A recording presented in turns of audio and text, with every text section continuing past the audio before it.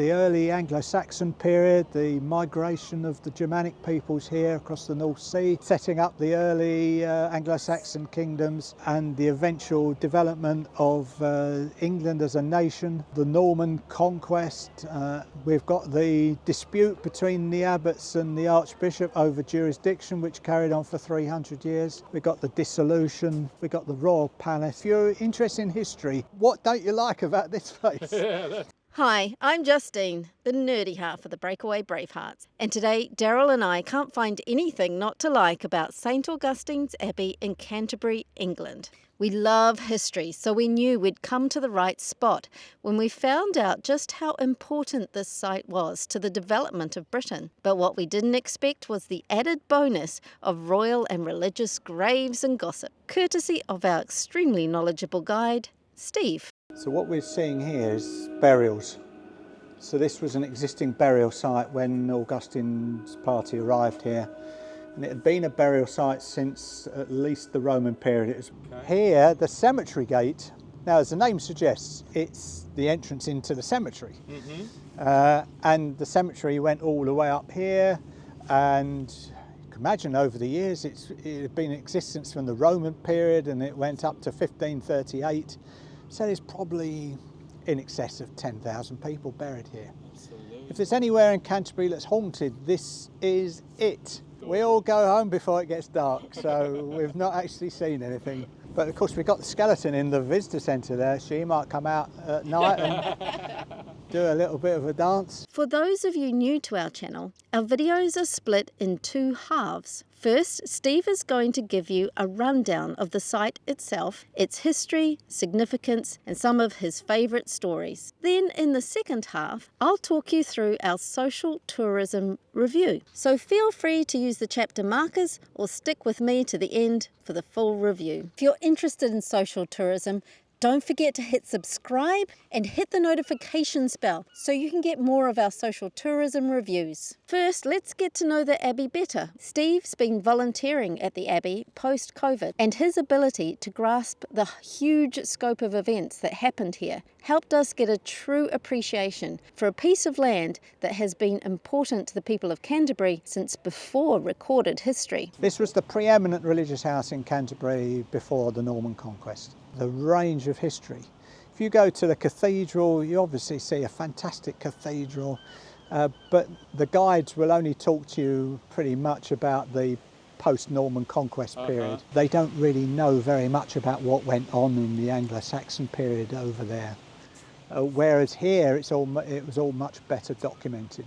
The site is named after St Augustine, a 7th century abbot who was given the job of bringing Christianity back to Britain. After the Romans had left, pagan invaders were close to wiping out the young religion. So Pope Gregory I sent Augustine to convert the Anglo-Saxons. What was actually happening on this land before Augustine arrived is a bit of a mystery. But whatever it was important. Steve explained that there is reason to believe this site was significant in the time before civilizations started recording their history.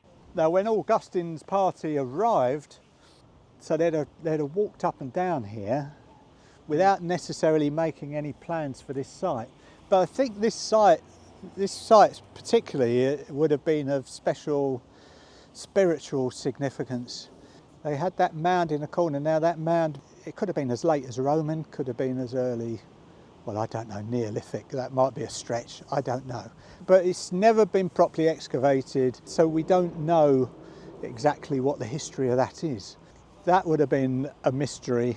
Well, we go down and we'll have a look at some stones down at the end. So the thing about the site is we've got layers and layers of history here. So you end up zigzagging between different periods of history.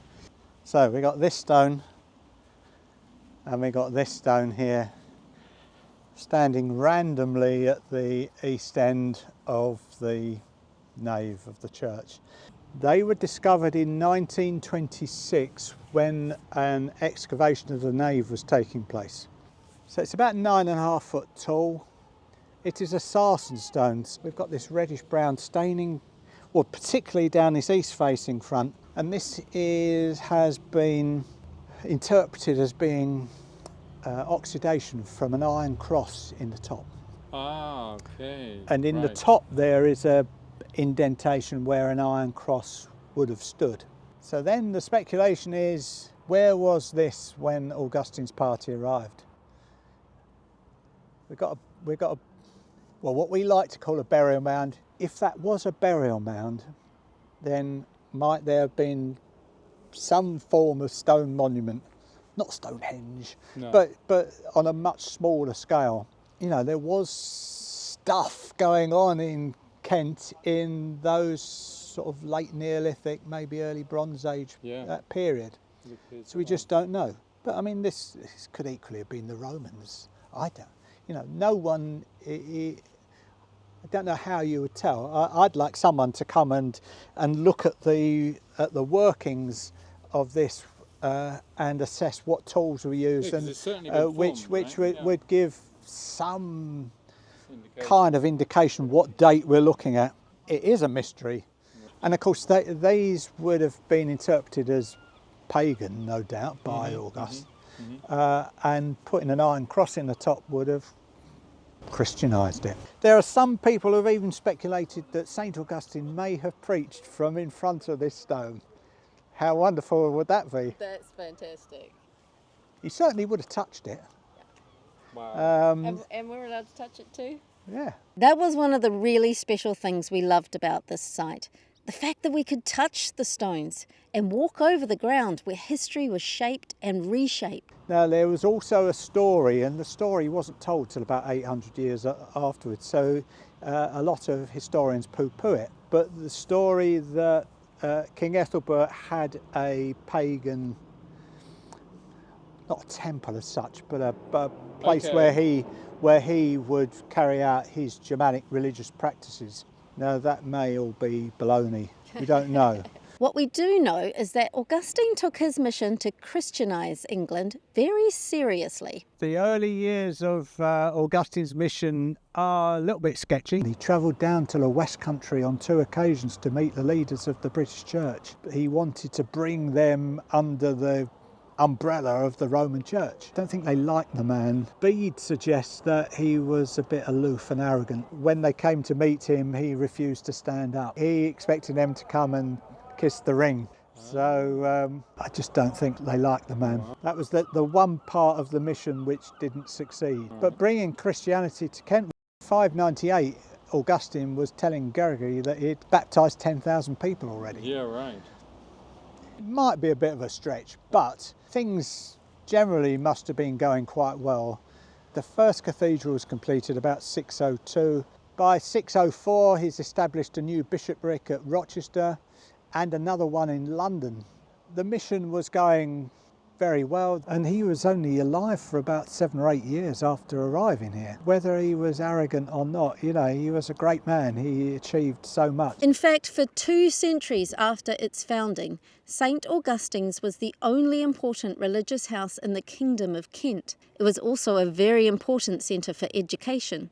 Over time, the monks created an extensive library, including the oldest book in England, Augustine's Gospels, most recently used in the coronation of King Charles III. And there was a very active scriptorium here, certainly from the 8th century and probably a bit earlier than that as well. But when Augustine and his party first arrived here, they brought books with them. At least half of them were on a variety of subjects, mathematics and law and history, and yeah, maybe about 50-50 split between religious and secular. Yeah. This is one of the books, one of what they called the foundation books, something that arrived here during the lifetime of Augustine. In the later medieval period, this was kept on the high altar. At the end of the life of the Abbey, there were about 2,000 books in the library here. And after the dissolution, it seems that anybody with the right connection could pitch up and help themselves. And this book, along with a number of others from the Abbey library, ended up in the Parker Library in Cambridge. Now, this comes down to Canterbury each time a new archbishop is installed. The librarian of the Parker Library comes with it to ensure that it's handled in the correct way, it's kept in the right conditions to prevent deterioration. There's a picture in 2010 of Benedict kissing it, which I'm sure must have concerned the librarians because it had been followed up with a tissue. I was just going to say, I'm curious, how do you stop them from kissing it? This is the thing, right? There was a school here set up in the late 7th century, what was called the School of Canterbury. It was set here at St. Augustine's Abbey. It was the principal place of education in this country. Education suffered badly, of course, when the Vikings came, and lots of destruction was done to monasteries. But in that period, late 7th, early 8th century, this was the powerhouse of British education. But fancy books and education have never been where the money is. Far more profitable trade for the time was prayer, something an abbey full of monks had a ready supply of. In its heyday, this ground was the place to have yourself buried. You could purchase your soul a nice spot in heaven, while the remains of your body continued to pull in the crowds of pilgrims, the abbey's main line of cash flow. Augustine was the first archbishop buried here, obviously, and unfortunately the Normans put a pillar of their nave over where his tomb once stood, which is a bit of a shame, because it's not very attractive piece of construction. Up until the end of the 12th century, St. Augustine's tomb was the biggest magnet for pilgrims. And people would probably come here first, and they'd probably give a fair percentage of their offerings to the abbey. And of course they received gifts and donations from wealthy people. So mustn't feel too sorry for them. In the Catholic Church, I think there's this theory that when you die, you go into some kind of limbo before someone makes a decision whether you go one way or the other. Okay. And so while you're in limbo, if you've got lots of people praying for your soul, that will help to lift you up into heaven. Right. So rich people are more likely to go to heaven, which doesn't necessarily fit in with the teachings of Jesus. Yep, history has a lot to teach us about human nature. What we're walking through today is a beautiful meeting ground for celebrity ghosts, each with a story to tell. The reason we know roughly where people were buried here is because a monk in the late 11th century who was here at the time that everything was being rebuilt, a guy called Augustine, he documented who was who. Here we see where the next three archbishops were buried. So Queen Bertha is buried roughly here, and over here King Ethelbert's tomb later when he died in 616. Their relics were kept on the high altar. Ethelbert was in the centre, and then at the top on either side there was Bertha and Ludhard. So these people were of immense importance to the life of the Abbey throughout its life.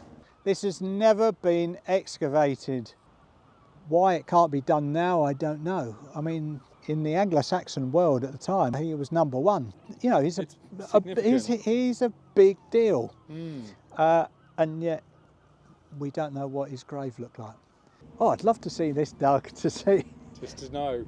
Yeah, definitely. Absolutely. So we don't know what Ethelbert's tomb looks like, but we do know a bit of gossip created by the family that followed him into kingship. It seems his descendants had trouble adapting to the rules of their new religion.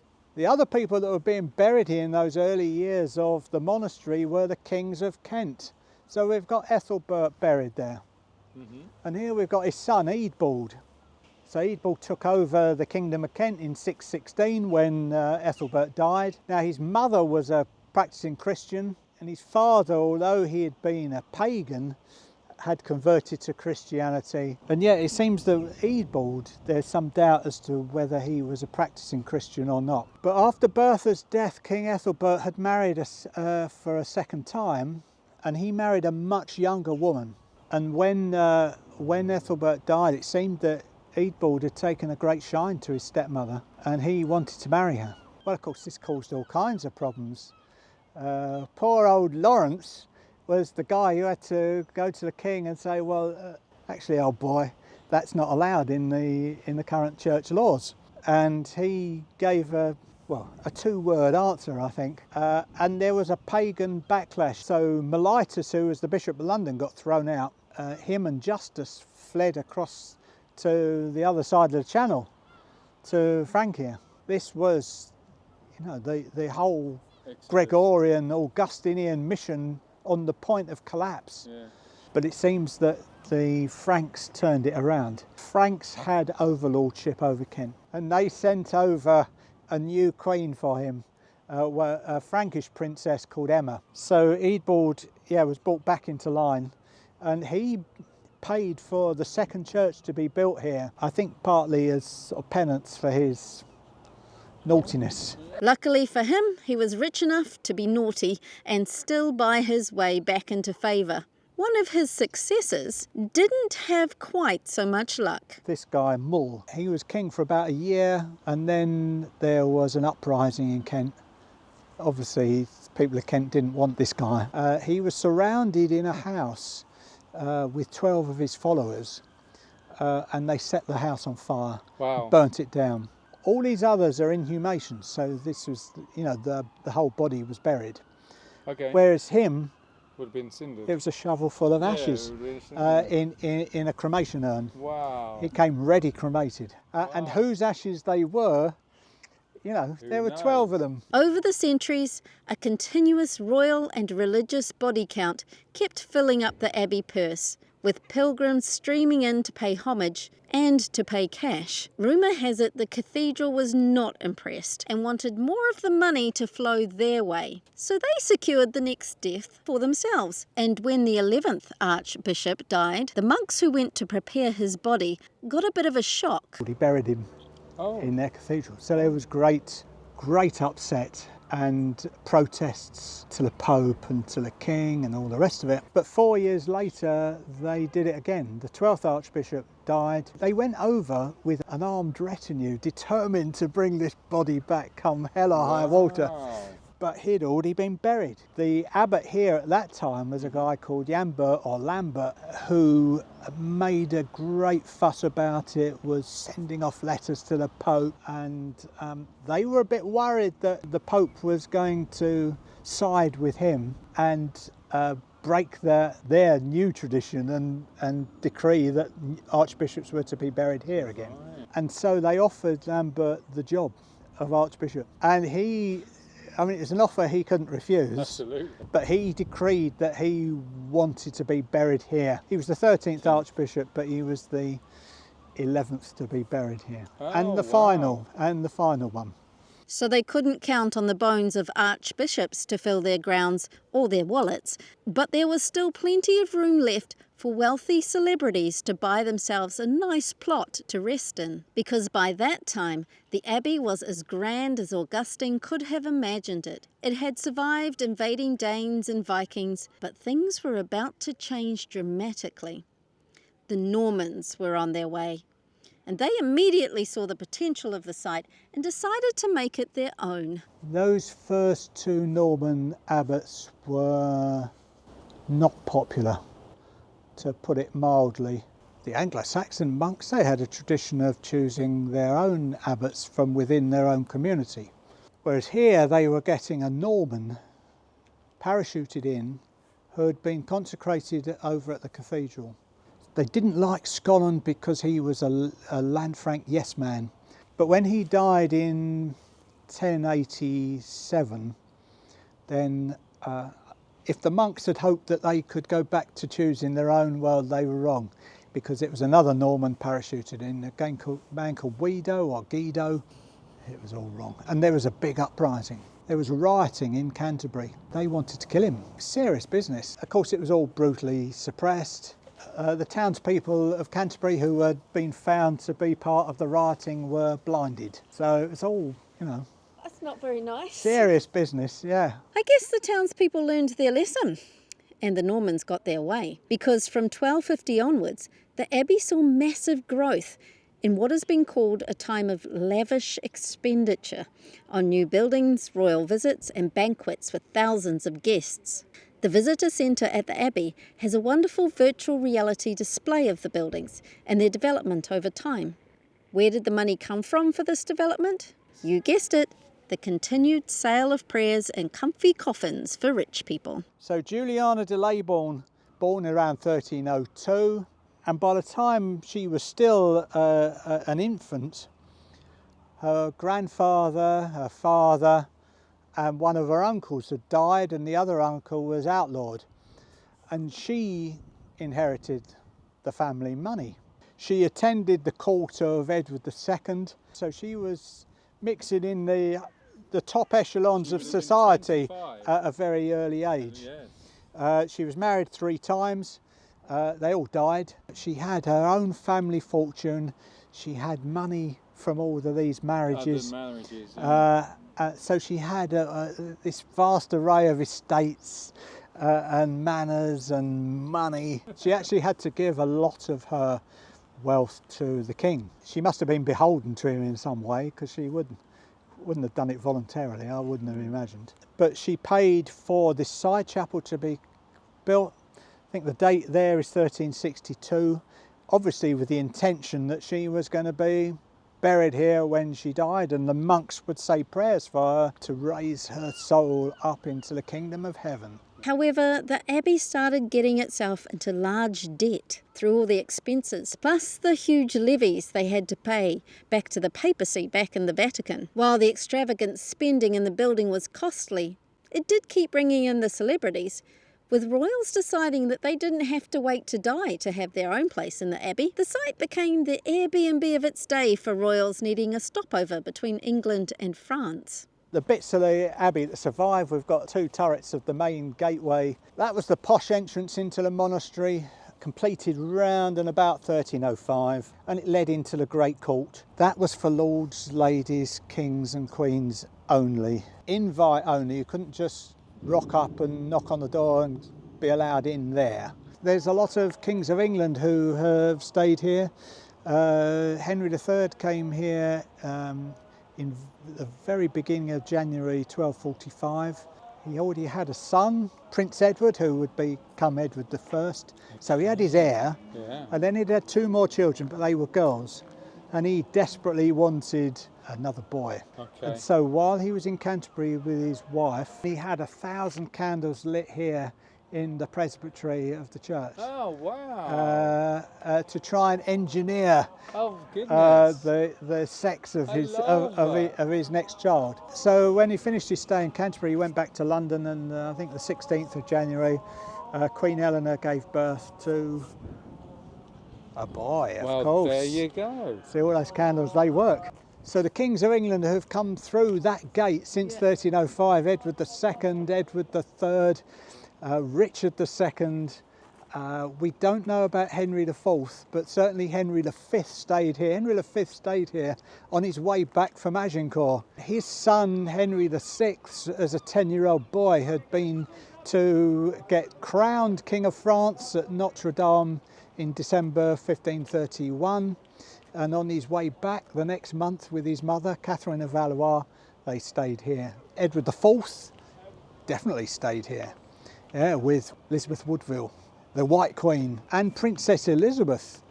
Now, Princess Elizabeth would go on to marry Henry Tudor and become Queen of England in later years, but she came here as a 4-year-old child then. Henry VIII, of course, we know did stay here.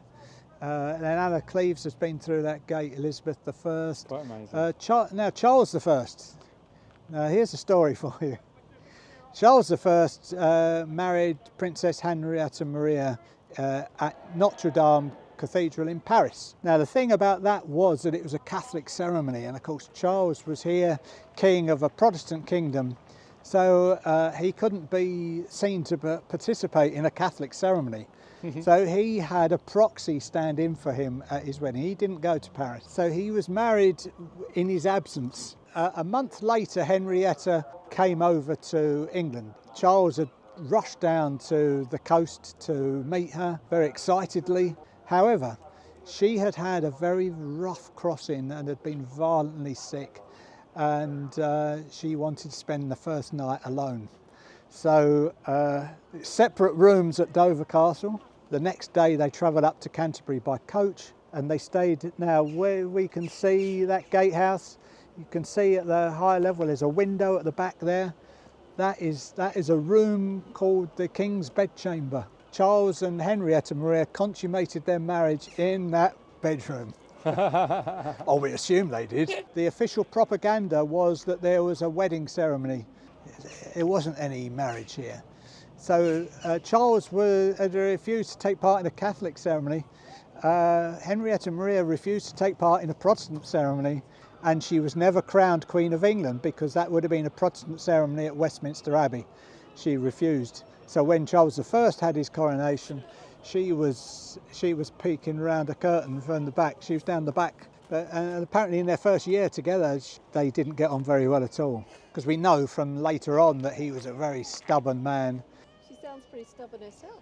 Well, probably, that was half the problem. But apparently things thawed out and it became a true love match. And she remained loyal to him up until after his execution. By the time Charles was having his head cut off, the Abbey itself was mostly in ruins, and the buildings that remained had become little more than a holiday home for nobles and gentry. When Henry VIII set upon dissolving England's monasteries, the monks of St. Augustine could see 940 years of tradition coming to an end. The Abbey was surrendered to the king, and everything of value became property of the crown. But while Henry personally ordered the demolition of the Abbey's church, the abbots' apartments were converted into a royal palace. Over the next few centuries, it changed hands through a succession of nobles who each added their own twist, but it was mostly a downward spiral into ruin.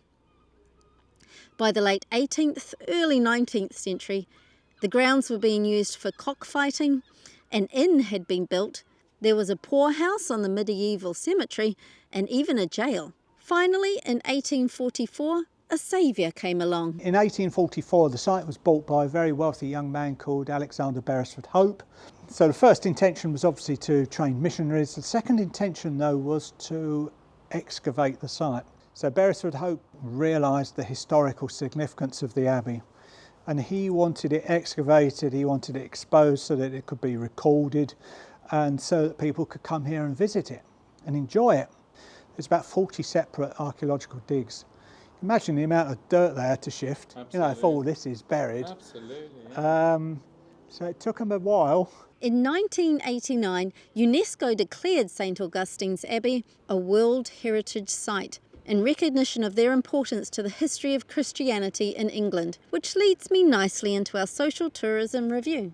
Starting with our first star, social good. We learnt a lot from this site, not just through Steve's fabulous stories, but from the self-directed audio tour, the museum exhibits, and the virtual reality reconstruction of the buildings. Because the site is connected to so many important events in English history, there is a lot of information to take in, so you'll need plenty of time to really appreciate it all. In terms of representation, I would have been interested to learn more about the community on the fringes of the Abbey. What was the connection with the town of Canterbury? How did they take to having their pagan king converted? How were the Jewish population treated after they followed the Normans into Canterbury?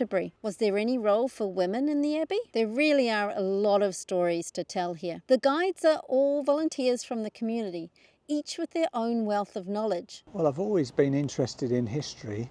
I've got no academic background in history whatsoever. Haven't got any qualification in history. But yeah, when I was retired and wanted to get myself out of the house, this was obviously a place that I was looking towards. Yeah, I'm fascinated by the whole place. While most volunteer opportunities are more suited to locals who can make a regular time commitment, travellers might want to get in touch and offer their time to help keep the weeds under control.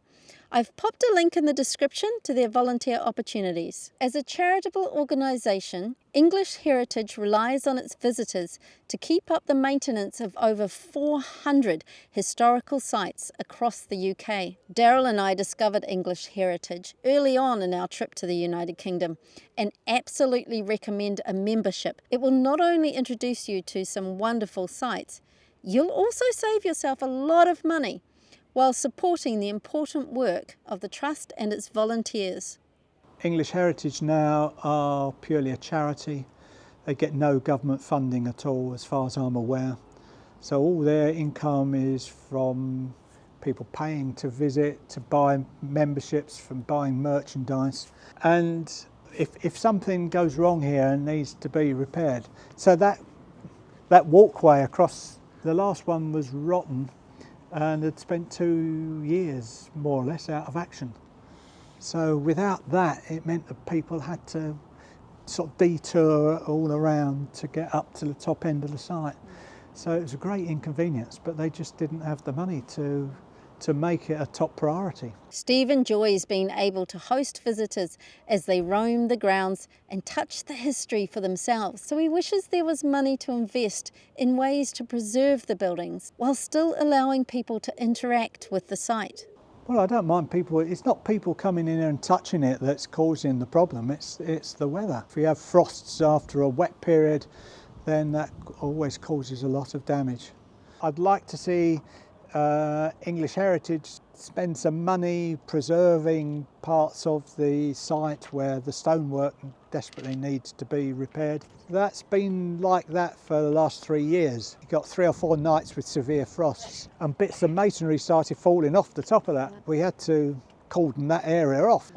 They couldn't afford a team of masons to come and repair it properly.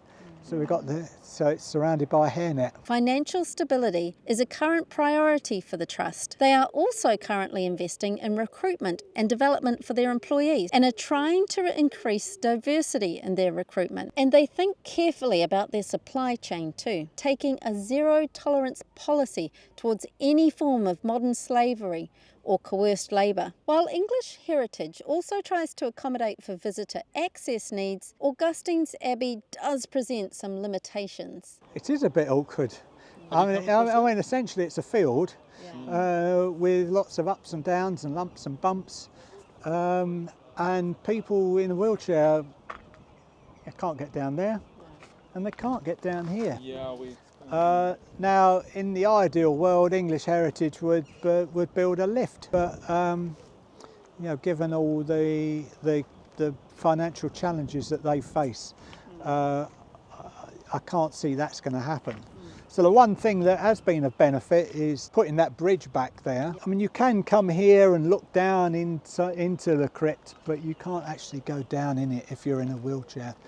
You can't go down into the cloister if you're in a wheelchair. It doesn't matter how accommodating we try and be. That's to have a ramp there. That's a very steep sort of descent there. It's a medieval monastery. It certainly wasn't designed for people with accessibility issues. There is an audio guide which you can adjust the volume on for different hearing needs, and a booklet if you're better with the written word. But while you can touch the stones and the walls, we didn't notice any of the information in Braille. English Heritage have a dedicated equality, diversity and inclusion team who have set up networks to listen to and represent diverse voices such as ethnic diversity, LGBTQ+, gender-specific issues, faith and belief, age, disability, social equity, and neurodivergent. With so many stories to tell, the site is rich with learning, and the interactive features of the visitor centre make it a lot of fun. And yet it is still a relatively quiet place to visit. In fact, the site continues to be a source of spirituality for current visitors. The other strand is spirituality, really. Some people come here on the nicer months of the year when it's very quiet. Considering we're so close to the centre of Canterbury, it can be very quiet here when the seagulls aren't squawking around. And people can sit on the benches for a long period of time, just reflecting. Yeah, it's got that strong spiritual feel to it. that Augustine must have felt when he first arrived here. The grounds are a very public place and is still used by the community for religious gatherings too. So here we've got what they called the Lady Chapel, each year 26th of May, which is St Augustine's Day. It's a full communion service that they conduct here. They have all the incense. So it's quite atmospheric. Yeah, well, some of us like to sort of come and observe. We didn't get to see such splendour, but we were lucky to be there on a day when a modern pilgrimage was taking place and were able to witness a stream of worshippers singing as they entered the Abbey at the end of their journey. Oh, here comes the pilgrims. You can hear them. Oh, wow. Oh, they're just coming up. Oh, This here. really? Yeah. Oh, they are too. Yeah. Wow.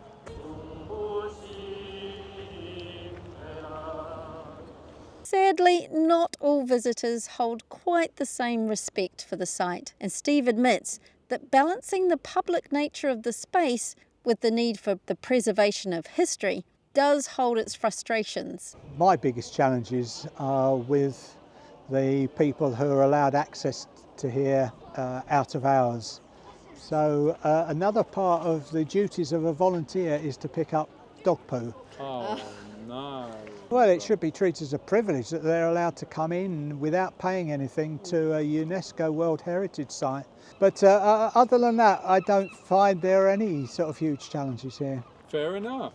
Balancing the need of visitors while considering local wildlife and the conservation of rare historic plants is a complex business that English Heritage takes on with considerable care. Conservation is at the heart of what they do, and that includes looking after some extremely important biodiversity across the country. They can already see the consequences of climate change in the historic gardens they take care of, from increased carbon dioxide levels to average temperature changes and more frequent extreme weather. So at many of their sites, they research through landscape and geophysical surveys, aerial photography and remote sensing technology, as well as excavation and the study of environmental archaeological evidence. But at Augustine's Abbey, environmental care is a little simpler, with a relaxed, natural approach to sustaining biodiversity.